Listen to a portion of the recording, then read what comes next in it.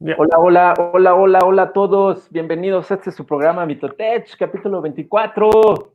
Estamos hoy también de manteles largos. Tenemos un invitado desde el otro lado del océano, desde Alemania, desde Karlsruhe. Correct me if I'm wrong. Karlsruhe, but never mind. It doesn't matter. Sorry about that. Nicolai Parlog. It's correct. Nicolai was perfect. Parlog, but also doesn't matter. Nicolai, that's all that matters. Sorry about that. Nicolai es parte del equipo que organiza Accento Digital 2020 y también me enteré que es autor del libro de Java Module System de Manning Publications. I did my homework, Nicolai. Nicolai, how are you? I'm good. Thank you for asking. Well, given the circumstances, right? But yeah, I'm doing well. You know what? I had Spanish in school, and I was in Southern America for a couple of months, and I understood most of what you just said. I'm so proud of myself. Yeah, in which part of South America? I was in Argentina, and then I traveled southwards at Tierra del Fuego, Chile, Bolivia, wow. Peru. That's where I went. Yeah. Wow, that's amazing. So, well, if you speak German, I can understand a single word. Yeah. So, Nicolai, tell us what is Accento? So, Accento is, well, Accento 2019 was just like a normal conference, right? Like as a conference would be. So the first time we did this, I'm self-employed, but I closely work with a company called Dizzy Informationssysteme. They're here in Karlsruhe. I used to work for them. And together we had the idea that it would be fun to have a conference. So we just did it. I did like about half the work, and Uta Leonard-Ham, she's working at Dizzy, does about the other half of the work. So the two of us, within a couple of months, we created Accento, which was like a small local conference. We had a couple of international speakers, which we're pretty proud of. We had about 100 visitors, and like 2 tracks, like a small thing. Was really fun. Was great for everybody who was there. We had fun too, but it was a little bit stressful because we put it together in such little time. So we decided, next year, 2020, we're going to be better, right? We have the experience now. We know what we're doing. We have not just like 5 months. Now we have like 12 months. So we started settling into rhythm. We defined what tasks have to be done when, and everything went well. And then it got March, and then Corona happened, and so lots of things went bad there from then on out. The conference problem is really just a minor detail in this whole catastrophe. But yeah, for us that meant that now we had to change plans. So Accento Digital is the digital version of that conference. It happens next Tuesday on July 7th. And it has 3 tracks now and a couple of topic rooms. We can go into that later if you want to, what those are. And yeah, so it's not a conference, but we're trying to really reproduce the feeling of being at a local conference, of meeting people. So what we want to avoid is that this is just video and chat. There's nothing wrong with just video and chat. I stream on Twitch fairly often. It's also just video and chat. But I think it would be really nice for people to connect with more than just like writing into a chat window. And at Accento 2020, that will be possible. People will be able to jump into like small calls, like what we are having now, basically, and talk to one another, on camera instead of typing everything. And so we're looking forward to that. So this is the second edition, or how many editions have you had? Well, like last year was the first edition, which was a physical conference, and now technically it's the second edition. But since everything is different, it's the first edition of a different conference with the same name. It's about Java, JavaScript, web development, and operations. Yes. Well, I should have said that. Thank you. And it's not much. I mean, it's that there is a single event for Java or JavaScript, have another conferences about one particular framework, and what to put all together. Yeah, so I think there are many conferences out there that operate on like different heights, basically, right? So there is Spring has its own conference. It's all about Spring, right? The Spring framework. Yeah. And then there are conferences which just focus like on one thing. Let's say we just focus on Java or web development.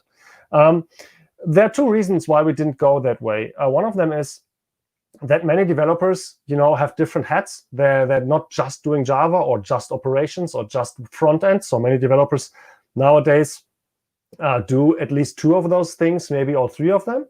And we wanted to offer more of that experience, like giving you a chance to learn about multiple topics that you're interested in. At the same time, also, if you just know the one topic, maybe there's a talk that sounds interesting in the JavaScript or in the DevOps track. Maybe you want to go there. So that was one thing. We just wanted to have diversity of topics at the conference. And the other aspect was, since I mentioned that I'm organizing this or co-organizing this with Dizzy, the company, we wanted to reflect the way that the software development happens at Dizzy at the conference. So what Dizzy does is, well, we have a big backend with, of course, also we have a full big web application, which is also a Swing desktop application at the same time. So that's fun. It's like 20 years old, and it has been evolving ever since. So it's really like an interesting and old and also up-to-date code base, because we're Java 11 since before it came out. But either way, so they have they're not only doing Java development, but also JavaScript development, and then or web development in general. And we also operate this thing ourselves, right? So we are very used to running databases. We connect this tool that we have connects to a gazillion different databases. So we're used on how to operate them. We're interested in things that happen in the cloud. We're interested in Elasticsearch. So we thought we want to reflect all of that at the conference, because it's Dizzy's conference, so it should have this level of similarity. Okay, how many conferences do you have? So, you mean how many tracks, or? Yeah, how many tracks? So we have 3 tracks in parallel: the Java track, the JavaScript or web development track, and the DevOps track. And each of them has about 6 talks, although I think we're one short in the JavaScript track. So I think there will be 17 talks in total, plus 2 keynotes. And then I mentioned earlier, we have these topic rooms. In these topic rooms, there will be panels and Q&As and lightning talks. There will be more interactive formats in there. Okay. Nicolai, what is continuous improvement? I see that you are going to have a talk about that. Yeah, so usually when you go to a conference, very often you just get talks, which is great, but they're often totally independent, totally independent of one another, usually. And so what we thought would be nice is to have an overarching topic, and to give speakers a chance, tell them beforehand, and give them a chance, if this is a topic that you care about or that you think connects to your talk, highlight that. Say like, oh, by the way, on the topic of XYZ, this is how that connects to what we're discussing here. That was the idea last year. And last year, the topic was quick and dirty, because that's how we put together the conference. Well, quick, not dirty, but that was on our mind a lot. How can we be quick? How can we not be dirty? Where can we, cut corners in a reasonable way? For example, you don't need a conference phone app, right? You don't need a conference app. You don't need that. You can just have a good website. That's it, right? So no conference app last year. We don't have one this year either, because we still don't need it. So that's where can you just do basically a viable product without all the bells and whistles. And so we picked that last year for a topic. We had a keynote on that. We had a couple of talks who mentioned it and connected to it. And then, as I mentioned, at the end of last year's conference, we were very confident that next year, 2020, we can just do the same but better. We can take all the experience that we have now, because that was the first ever conference we organized. Now we know what we're doing, right? At least more than last year. So now we can just take what we did and just improve it, right? In certain spaces, we got a lot of feedback last time. We had a big retrospective where we wrote down a bunch of stuff. We identified lots of things where we felt like we did well, but we could do so much better. And so we felt like we can now improve. We can now just make sure that we never fall behind what we achieved, and then improve in certain areas. And so to us, this year was under the title of let's improve. Let's start this continuous improvement cycle of making each conference a bit better than the one last year.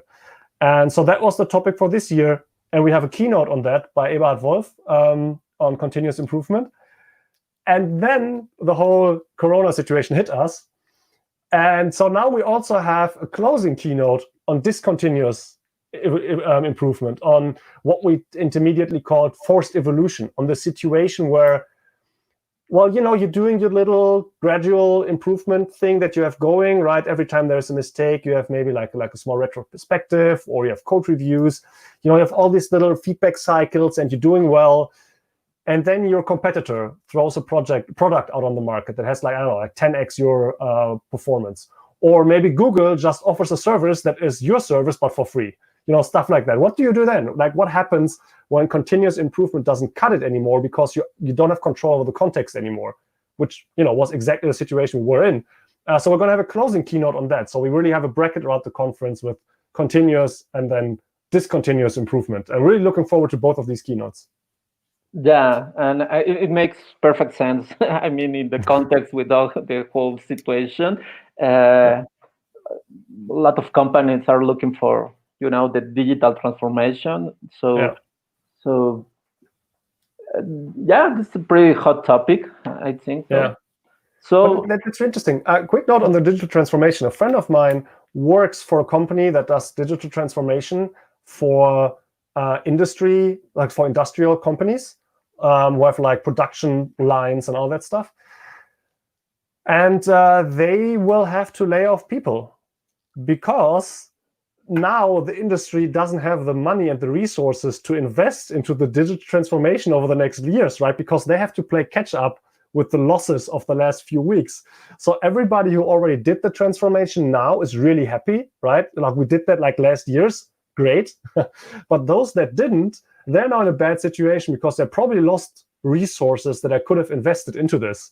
So that's really weird. This crisis highlights how remote work, how digitalizing your processes can be really beneficial and make your processes more robust against certain kinds of crises, right? You don't have an internet outage when everything is digitalized, but that's a different topic. So the point is, yes, that's a good thing.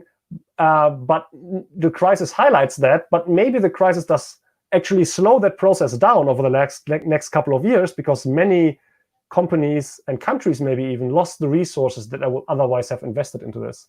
So we might just all realize how important it is and be less capable to do it.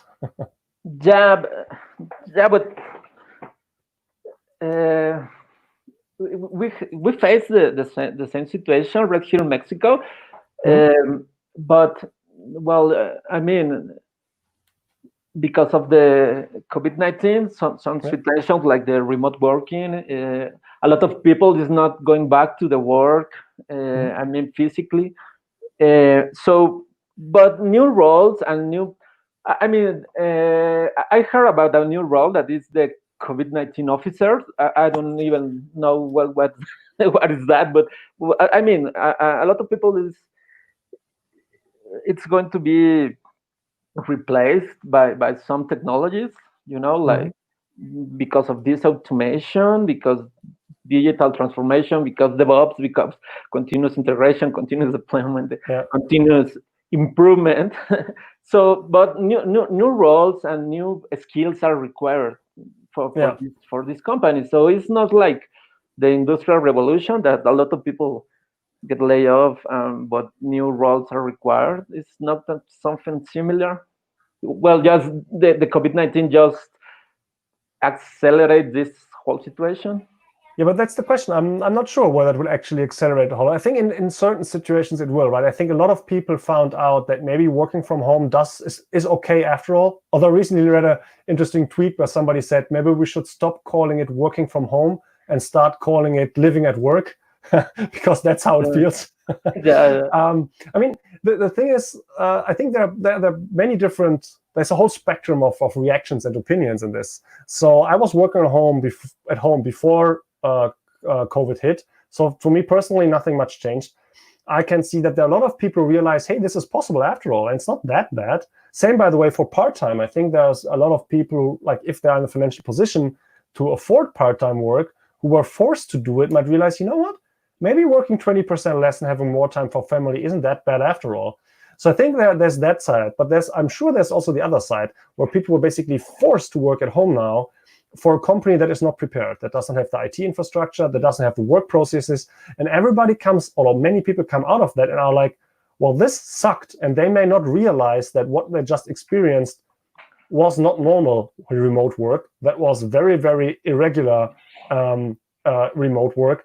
And so they shouldn't judge it by that way, but they might still do. For example, when the schools closed here in Germany, all the parents did homeschooling, and the schools tried to support that, but the support usually was like, here are a bunch of PDFs, teach them to your kid. We have a Skype session twice a week for 20 minutes. And you're like, well, so that means I do all the work now. And that's okay, right? For like a couple of weeks, that's perfect. Sorry, not perfect, but that's totally bearable, right? But it feels like there's no didactic concept there for digital school. And then when the schools reopened, we got a letter from the Ministry of Education, and it read, like the letter said, I think we all realized over the last couple of weeks how important it is for the pupils to be present in school. I was like, no, that's not what I learned. What I learned is that you're totally unprepared for teaching kids remotely. That does not mean that the only good way to do this is in person, but right? So they made the wrong, they inferred the wrong conclusions here. Their conclusion was it didn't work the last 6 weeks, so it can't work. Whereas my conclusion was it didn't work the last 6 weeks because nobody was prepared. Let's try to prepare. And so I think both things are possible. Yeah, it was a dev system that we are not going to launch to production, no? This kind of... Yeah, exactly. There was a prototype that died. Yeah, this prototype doesn't work. Yeah, we can realize that. Yeah, the parents, fathers, I mean, are having a lot of problems. So I can imagine a child in front of a computer like 6 hours. It's not normal. Well, yeah. to attend the school is to play and to have this social interaction. I'm not advocating. Sorry, I'm not advocating everybody, like kids should be taught in front of a PC all day long, right? But I think there's a difference between that and between here a bunch of PDFs, have fun. I think there could be something in between, right?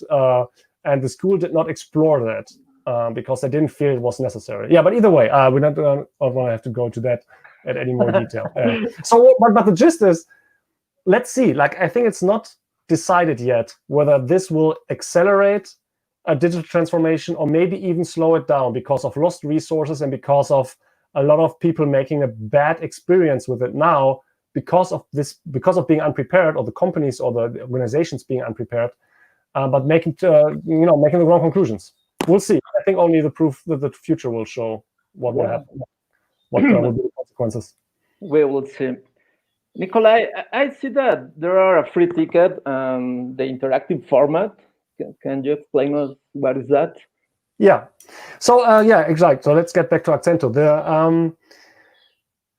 So as I was mentioned earlier, the straightforward way to make a conference online is to just take the talks and put them online. And what you have then is somebody talking to a camera like we do now, and people sitting in front of their screen like we do now, and and then they're connected with chat. So really, it's just the video plus chat experience is what I call it. And that's straightforward to do, and that captures what a conference is nominally about. Like technically a conference is about the talks. And you've done that, check, you're done with the online conference. I think that's not the case. I think that just captures like maybe half of what a conference is about. But that part is straightforward. It does not require too much work. And frankly, I think people are just not ready or even used to paying for that, because in the end, what we offer them is nothing more than a joint YouTube session. And everybody just sits in front of their computer and we just watch YouTube together. But we have a chat on the side. And like the honest question is, why would you pay just for that? And I think it's a fair answer to say, I wouldn't. I can just watch last year's DevOps talks on YouTube and do that instead. So I think it makes sense to offer that for free, even though it's still a big investment in time and money. I understand why there's not much eagerness to pay on the consumer side or the customer side. But we wanted to add more than that. We wanted to have more interactive formats. So on Hopin, that's the conference site that we use, or the platform that we use to run the conference in. You have these things that are called sessions. And a session is basically like an observable Zoom call or Skype call, where everybody can be part of the call like we are now, and have the camera and the microphone on and talk like almost normal human beings, just with a couple of kilometers between us, but just not having to type, but just we can just have a normal conversation here. And so we want to have people join into those discussions and have their own discussions there, and we want to help them. We want to facilitate those. So we have a room. Let's say we have one room under the guidance of security. So there's the Java, not just Java, but strong in the Java ecosystem is a company called SNCC. They do security work, and they are doing this with us together. They're running that topic room. So that means there is this observable session where you can just watch what's going on, but you can also sit down. There's a moderator there. There are Ignite talks, there are panels, there are Q&As on this topic, but there's always some time in between for you to keep the conversation going if you're interested. And what we're going for, what we hope will happen, is that people come into this room for an Ignite talk on something security related, and then they keep on talking. They have these moments that you have at a conference on the hallway, where you find a speaker and ask them a question, or you meet some other person who's interested in the same topic and start talking to them and connect to them, and then later come back to that. This serendipitous. It's a hard word. Usually I'm able to pronounce it though. Whatever. So this like random interactions that happen at conference, we want to have them as well. So we put a lot of work into that, and for that you have to pay 30 euros entry to be able to participate in these sessions. So the talks are for free for everyone. And then if you pay $30 for a participant ticket, then you can also have access to these sessions. So we have one on security, we have one on containers and cloud, which is run by Microsoft, and then we have one that's on quality that we run ourselves. And if you want, by the way, I didn't say this earlier, but I can leave you a discount code. I don't have one handy right now, but if you want, you can offer your audience a discount code. And okay, that's awesome. Will this be on YouTube, or so there will be comments down there, or where? In YouTube. It's not live. We are going to release it as soon as possible. I think tomorrow. Yeah, because it's in the next week. It's next. Yeah, right. It's Tuesday 7th. And also coming from Mexico, I should give you like a big discount, because unless you get up really early, you're just going to see half the conference. Because we go from about 6 to 6 UTC. So for you, there would be about midnight, I think, to about 12 at noon, something like that. That's a good point. So I will give you the code. You can put it into the box below, and then your viewers can come by a bit cheaper. Okay. So how many people do you expect to attend these conferences and the interactive? So we just got past 200. We're hoping that there will be more. In the end, since the talks are free, right, on the day of the conference, any number of people could still show up. If you have been to our website over the last couple of weeks and you figured, well, the talks, that's all I need, there's not really a reason for you to register with us. So you might be interested and you might be coming, but since that part is free, you can just come by, right? So we hope that, so to 200 people, that was the goal we were going for. We hope to have that many people out there. So there's going to be some liveliness at the conference. We achieved that. And now we want to have more, because the more the merrier, definitely. Particularly with like 3 tracks and a couple of rooms in the background. We would love for there to be more people. And do you have people from all over the world? How many people from Mexico are already I have to admit, I'm not big into tracking that kind of stuff. So I'm a privacy concerned person. I think we have that data somewhere, but I don't care about enough to look at it.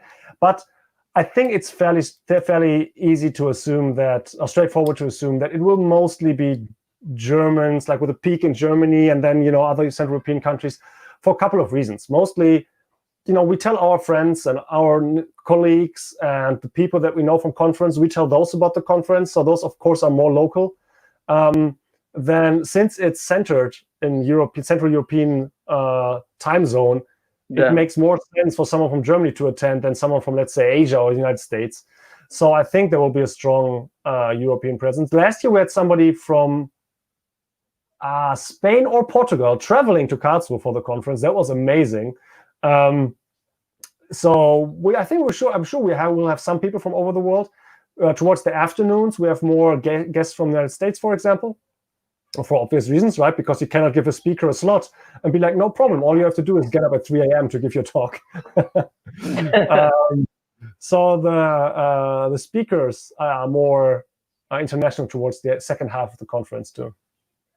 Yeah, the language is another reason that what's all English even with the discount. I think that a lot of I'm talking about the Mexican community. Not all the people speak and understand English, so I think this is another barrier not to get more people from non-English speaking countries. Well, that makes sense. Can you say that this is the only requirement to understand English, or I need a technical understanding, or it's recommended but not mandatory? So first, on the language, for your listeners or for your viewers, I tend to speak fast and I don't pronounce that well. So if you can understand me, you will understand all of the other speakers, right? Like I'm probably the worst to understand from all of these people. So if you get me, you will have a good chance of getting them. So yeah, it's all English. Like even last year, it was mostly in English because I prefer these international style conferences. As you mentioned, we're close to France, right? So we want to maybe have people from there. Switzerland, which has an Italian-speaking, a French-speaking population, is not that far away. Italy neither. So we're hoping for a little bit of an international audience, even when we're still in a physical location. Now all the more so. Now all the talks will be in English. So yes, if English fluency is required, required. Like I'm not gonna kick anybody out because they're not fluent in English, but I think you get the most out of it when you're fluent in English. Technical competency as well, I guess. So if you never used Java before, or like the Java track will probably not teach you a whole lot, I guess. I don't have all the talks off the top of my head. Yeah, I think that would be tough to make sense of most of the talks. And same for the other topics, right? If you never create a front end and you don't know JavaScript very well, then, for example, we have one talk by Peter Kröner. I'm really looking forward to his talk. He's going to explain JavaScript through the eyes of a JavaScript engine. Like, what does the JavaScript engine in your browser do to parse JavaScript and then to execute it and to just-in-time compile it and all that kind of stuff. And I'm sure that's going to be a really cool talk. But if you don't use JavaScript, I think then it's hard to follow. So I think, but you can. I mean, the program is online, right? So you go to accento.dev, and on the right hand, my left ear is broken. Doesn't hold the thing anymore. So if you go to Accento.dev, on the top right, you see program, and there's a list of all the talks. There's a list of all the panels and Q&As, and everybody should judge for themselves. I mean, if you're just curious, as I said, the talks are for free, so you can just stop by and check them out. That always works. So there's no upfront investment. But as I said, like if you never heard about, or if you, let's say, if you're a C# programmer, maybe Java is like, that's fairly similar. But if you just, let's say you just had done Python and didn't touch Java ever, then I don't think that's the best conference to get started. But also, if you only do if you only do Python, then just stick with it. It seems pretty fun. Okay. I have attended some conferences that do the translation in real time. Don't ask me how, but you can pick your language, and while the speaker is talking, you can see the subtitles in the screen. So I don't know how to do that, but yeah. So that actually that was interesting to us, because interesting side note is when we thought about how remote talks work, we came to the conclusion that the remote talk is pretty much the worst of the live talking stuff and the worst of the remote stuff, right? So, for example, for many people, it's really hard to form a connection as a speaker to the viewer or the other way around through, like if someone is just on screen. Like if they're not, for example, I've streamed on Twitch for a long time now. Well, not for a long time, for a couple of months now, but quite regularly, and I'm kind of used to it. I'm kind of used to talking to the camera, to like feeling the audience out there. So I'm in that place now where to me it doesn't make a big difference. But I think to many people it still does, and that makes a lot of sense, and to viewers as well.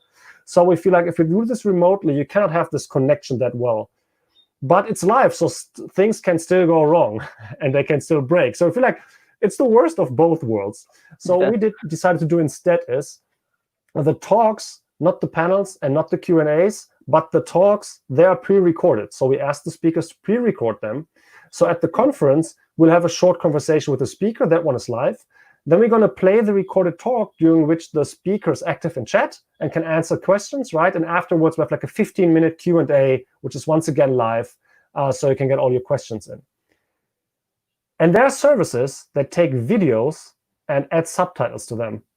And I'm still considering to try that out, but I didn't look into it yet, right? So the first recordings are now done. We could now technically start doing that and hand these talks off, these recordings off to companies to do that. I'm not sure whether we will have the time or the resources to do that, but that would be actually an advantage of doing this pre-recorded. What you mentioned, doing this live, that may be possible. Feels like rocket science to me. Sounds like I have no idea how that some machine learning, language, live detection, live translation. I mean, maybe Google Translate got pretty good. So maybe there are services like that out there. Very sure. I mean, that would be good, right? I consider that as well, because particularly if English is not your first language, it's much easier usually to follow subtitles and hear the word at the same time than if you just hear the sound. Yeah. Nicolai, just the final question. Sure. What would you say to the developer community in Mexico? What should why should we attend the Accento Digital conference? Okay, so why should you attend Accento Digital?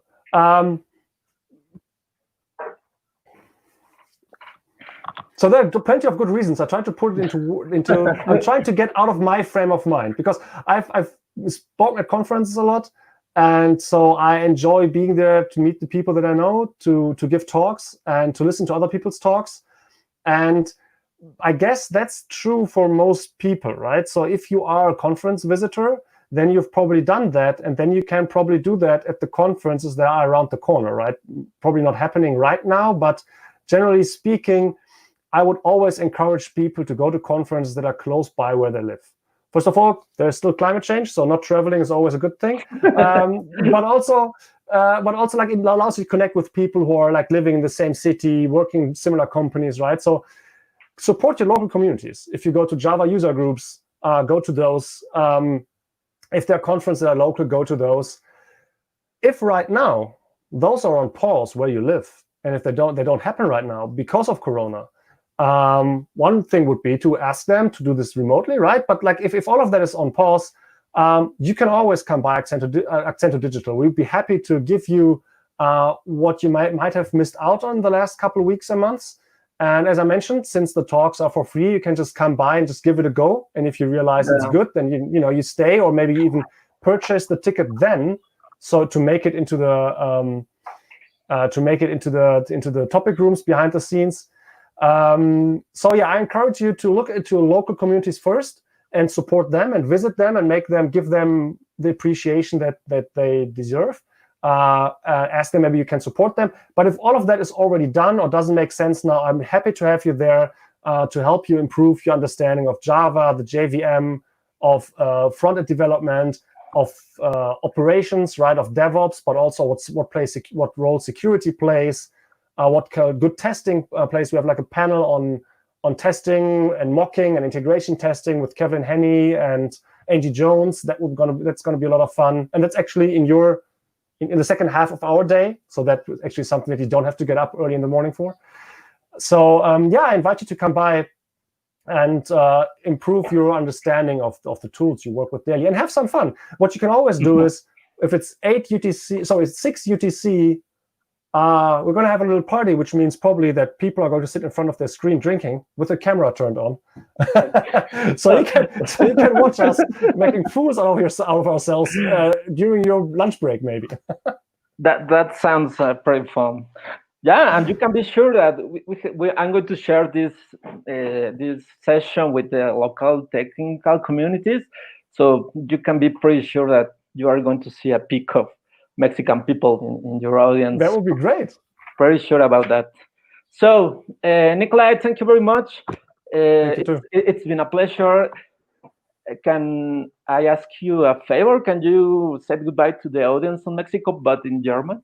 Just in German. I was got a little stressed there because I thought you were I thought you were pinning me on my claim that I understand or maybe even speak a bit of Spanish. But yes, in German, not a problem. Oh, well, if you want to, well, I can say I know that hola was when you meet someone. How did you say goodbye? Wait, bienvenidos? No, that's also the greeting, right? Bienvenidos is welcome. Yeah, it's welcome, right? Damn it. What was goodbye? Hasta luego is goodbye. Hasta luego. Hasta luego, amigos.